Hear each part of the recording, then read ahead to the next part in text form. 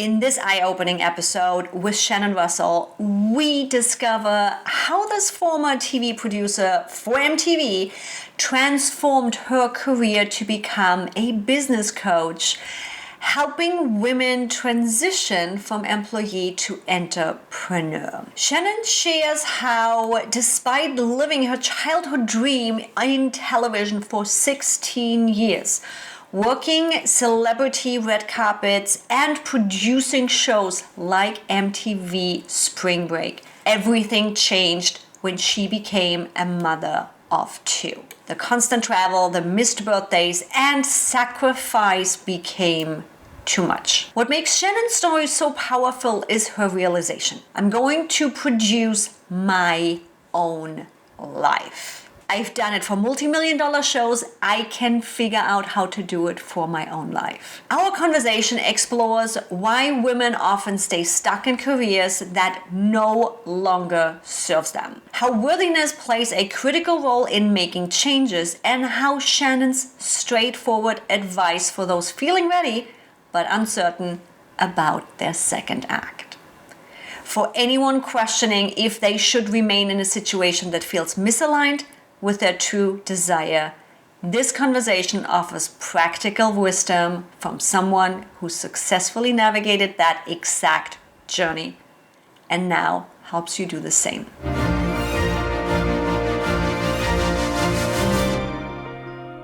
And with that, I want to introduce you to Shannon Russell. And seriously, ladies, everybody listening, I already can tell you by all the things that just happened in the green room. Shannon is amazing. Not only that, and by all the green room issues I had today, that just means it's going to be the most interesting episode ever. Now you're going to hear about that here in just a second. Let me introduce you to Shannon first before we dive into all the fun that we already had behind the scenes. Shannon Russell is a career transition and business coach. You are also author of the book Start Your Second Act. Girl, I feel you on that one. Talking about how to change careers, launch a business, and create your best life. You're also the host of the Second Act Success Career podcast. And after spending 16 years as a TV producer, Shannon has pivoted to open her own business and her coaching practice. You support women who are unhappy in their 9-to-5 and want to pivot into their second act, building a business they love. And Shannon provides really that exit strategy guidance and helps her clients transitioned from employee to entrepreneur. Entrepreneur is the goal. With all of that, it is to no surprise that Shannon had a great laugh with me in the green room as pretty much anything and everything went wrong. But fortunately, with you being a host too, you know that sometimes things just go wonky and we end up getting to tell the story of it. Shannon, I am so happy, first of all, you got to entertain me with everything going wrong that could go wrong and coming on today. Thank you so much for joining me. It's already been so much fun. I'm telling you, we're going to have a great conversation. Thank you for having me. We had some amazing laughs. And one of my favorite questions is, did little Shannon ever think she's going to end up here? What did she think she's going to be when she grows up? Oh, that's a fun one. Actually, she wanted to be in Hollywood. So she just wanted to be an actress or be in TV, but never an entrepreneur. Never. So my first act, I was in TV. So that accomplished. But yeah, never here, working from home and being a business coach. Yeah, I think it's often so interesting, which is why I love this question. It's like, so many of us didn't ever, I never thought I'm like gonna be an entrepreneur. I'm like, do I really want to? Till I then realized that I don't do well with bosses. So there isn't much of a different chance for me here. And just see how it comes together, how we pivot. And I'm curious, How did that change happen? I'm like, TV production. I can think of multiple different ways. It's like, this is that TV production is a stressful job. I'm like, I've just got a little bit exposure to this, but to not put words into your mouth, how/why did you make that transition? Yeah, like I said, it was my dream since I was really little. So I was very blessed to actually get into the industry and have a successful career for 16 years. And it was amazing. I mean, dream job for sure. I loved it all, but it's a lot of travel, really long hours. You miss things in your personal life, like weddings and, going to see your family. There's just a lot of sacrifices. And I think for me, when I had my first son, I was still living in Los Angeles. And we were the first of our friends to have kids, and it was quite a shock. So we ended up moving back to the East Coast to be closer to my family and continue to work in New York City. But still, when I had my second son, that's when everything changed. I realized, okay, no more missing birthdays or Halloweens. Like I need to stop sacrificing and start being a present mom. And I started having that mindset shift of, okay, I've done it. I can check the box. I accomplished it. What's next? What's that next adventure? And once I did that, I was ready to let it go and try something new. You mentioned, I love the wording where you were like, I was ready to let go. Do you think some of us might just get stuck in the it was my dream, it's supposed to be my dream, I'm supposed to be doing this is right, I can do the trade-off, it's okay, I can make it work. Do you think we as women have a tendency to just go with something even if it doesn't align? I think whether we like it or not, we just want to stay complacent because it's easy for everyone around us, right? Because we take care of everyone around us and we're in charge.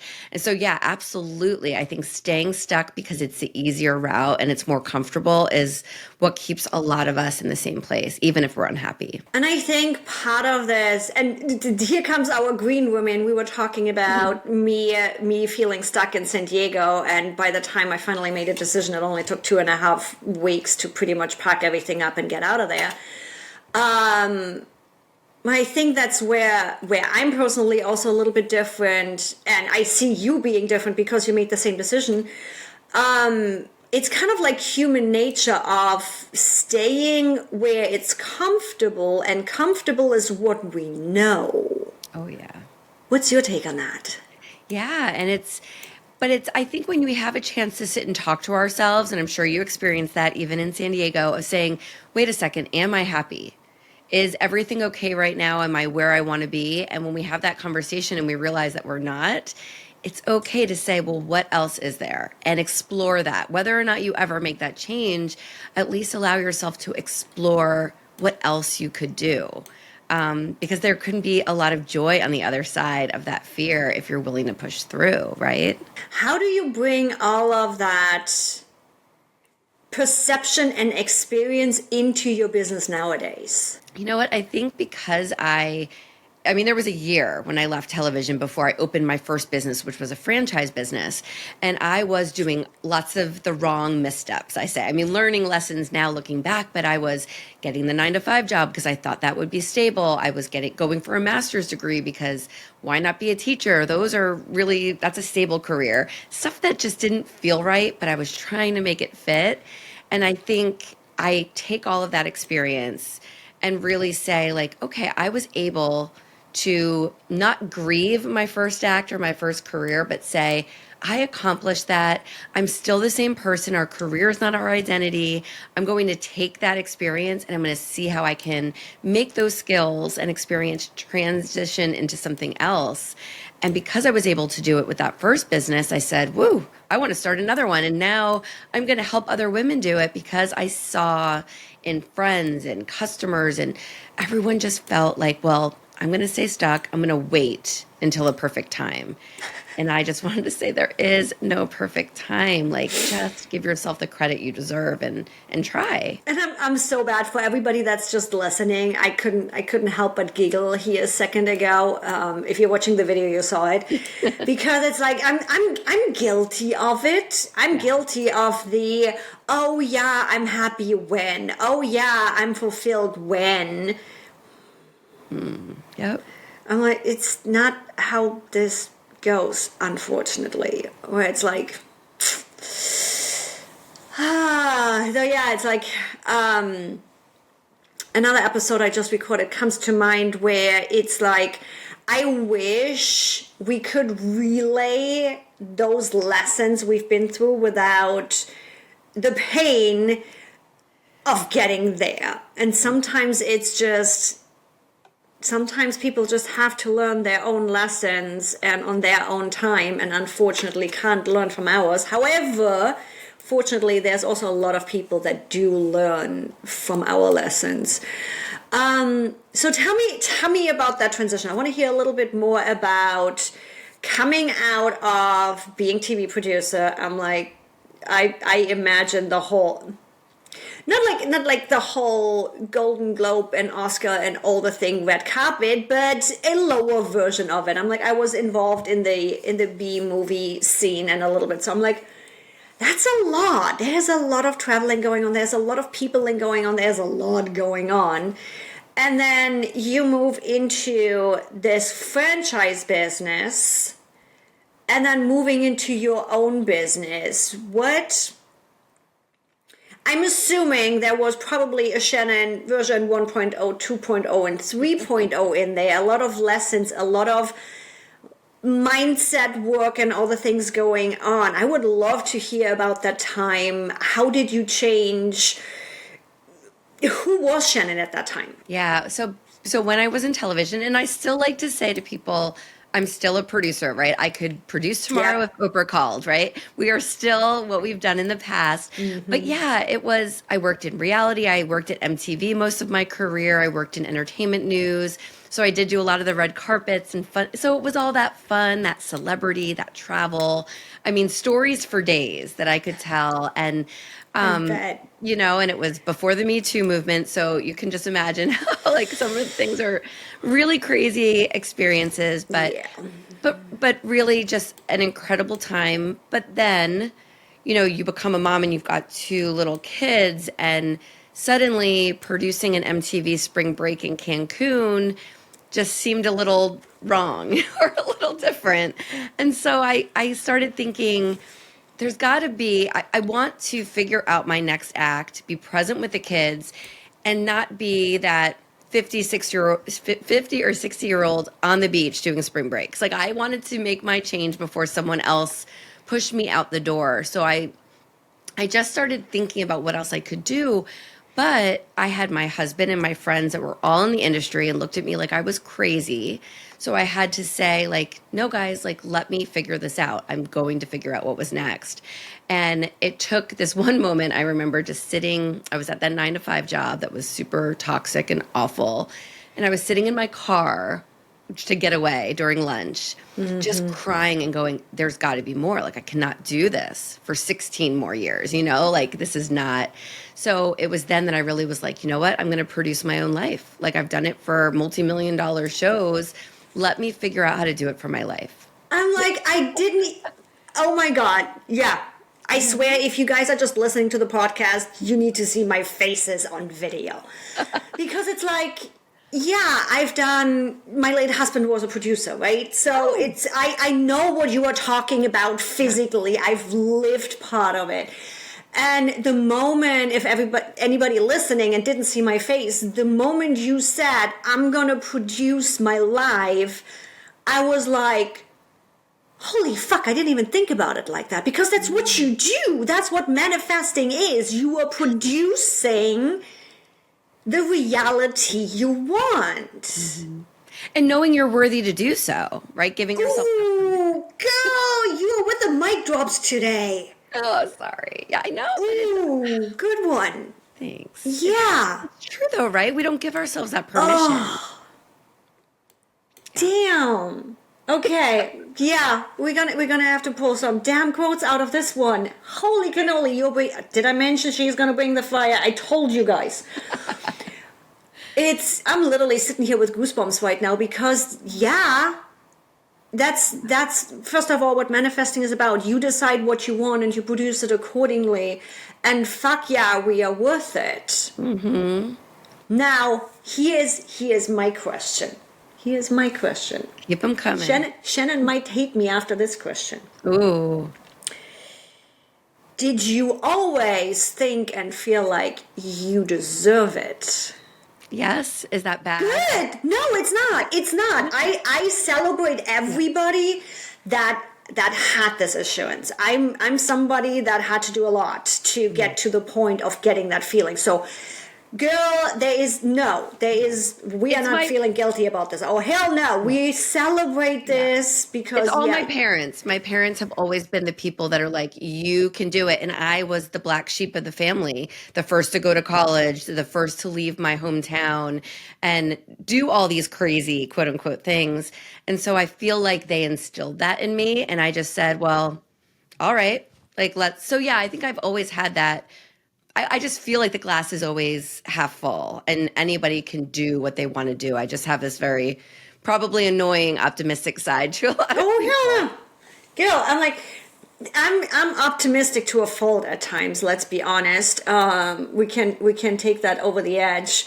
Unfortunately, I grew up with parents that I felt I'm never good enough. So that's where the I don't deserve came from. And I love how you brought up the connection of it, where it's so much of the outside and so much happens within like our first 5 to 7 years. We take so much in from everybody else. And then it becomes the work of cleaning that up and actually figuring out who we are and what's our reality. Now, let's be honest, their reality is not our reality, is potentially not even the actual reality. So I'm happy for everybody that had the upbringing and didn't have to do the fight of, yes, I deserve that. Because I'm pretty sure, too, you in your work with other women now potentially become that voice of, you do deserve this. And you become that peer that reminds them when they need it. I've never thought about it that way, but yeah, there is that correlation. And I am that person. And sometimes clients just can't get over that, that ledge to really think that they can do it. And and they just crawl back to where they started. But yeah, you want to be that cheerleader and that accountability partner as much as you can, because I did it all by myself trying to figure it out. And like I said, I made those mistakes. So I want to try to stop other people from doing it and to be that role model like you are as well, for women to see like, oh, if she can do it, I can do it. And there's something really powerful in that message, I think. Yeah. For everybody being in the middle of this is not right, and that might not have the screw this, I'm selling my furniture, I'm packing everything in storage, and I'm jumping in the car and driving border to border. What would you recommend for the women out there that are like, okay, I'm ready for my second act, I'm done doing what everybody else thinks I should be doing, or maybe that I thought I should be doing and it's just not my truth anymore? What would you recommend for them because I have similar conversations, right? And I often see this, I don't know what to do. I feel stuck. There is nothing I can do about it. Do you have a tip for them when they feel ready for their second act, but they don't feel ready for their second act? I say learn before you leap. Do that research so that you can feel that. I feel like research equals confidence. And maybe you share that with your clients too. It's the idea of saying, well, I have these couple ideas. Now let's write them down and let's dive into it. See if it's a realistic goal. Or sometimes you think about opening a business and then you look into someone who's already doing it and you say, I don't think I like the day-to-day of that. It doesn't feel aligned with me. And you can cross it off your list and start looking into something else. So I think that research, even if it's 15 minutes a day, 15 minutes a week that you give yourself to look into it, consider that option is the best place to start. And then you'll start being confident. Then when you start talking to other people about what you want to do, that confidence is well displayed. I think it's that research brings knowledge and knowledge brings confidence. It's like, it's now suddenly we get the circle around to the beginning where we were talking about human nature is staying stagnant because it's what we know. So the new thing feels all crazy because you don't know, because it's something new. Now, doing the research gives you the knowledge for it to not feel as crazy. And yeah, it's similar to me. Maybe that's one of the reasons why I search so much, and to the point of where my business is literally called Ask Evie, because I was Googling everything with a friend at some point. So I like how you brought this together to do the research, play through it, envision it, write it out, feel it out, so that it's not like, oh my God, this is crazy, I don't know what this is, and it feels uncomfortable. Now you have the knowledge, and it suddenly does become comfortable. Now, with this idea of changing and shifting and getting potentially uncomfortable, what's your goal for the future? Who is Shannon gonna be in a year or two? What is she gonna do? Ooh, I love that. And I can see it, manifest it too. I have my book coming out this May, Start Your Second Act, and I'm just so excited because it's a little bit of my story, and then everything that I teach on how to pivot and get unstuck. And I want to start bringing my message to more stages. I've been speaking, but I want to start speaking more nationally, internationally, and just getting that message out there. So a year or so from now, I can see myself doing that more and just getting out there and making more of an impact and getting some more women unstuck if I can. Now that leads us to the question to, what's the kind of leader you are? How are you leading? How are you showing up for everybody? I think I've been told a lot from other people in the industry and friends that I'm very much the girl next door. And sometimes I'm like, oh, that seems boring. But I'm like, you know what? No, I think a lot of women can relate, because it's not very often that we look at ourselves as anything special or out of the ordinary. So if someone can come to me or see me speak or read my book and say, wow, she really is like me, and I see what she's done and what she's still creating for herself and her family, like I can do that too. And so I like the idea of that, of just being, that relatable girl next door, person that someone can relate to or just want to have a conversation like you and I are. We just met and we're like talking like we could talk all day.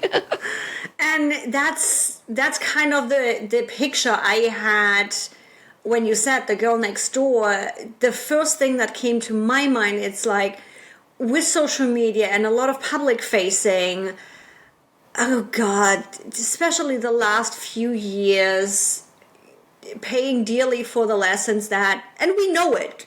Theoretically, we know it. Social media is not real life, right? No. Yet, I still find so many people where it's suddenly you have this public face and you meet them in person and it's something completely different. Mm-hmm. So I do see the girl next door as an amazing compliment, because it means to me, you show up online the same way you show up in person. You are who you are, not just a public persona, and suddenly you run into, who are you?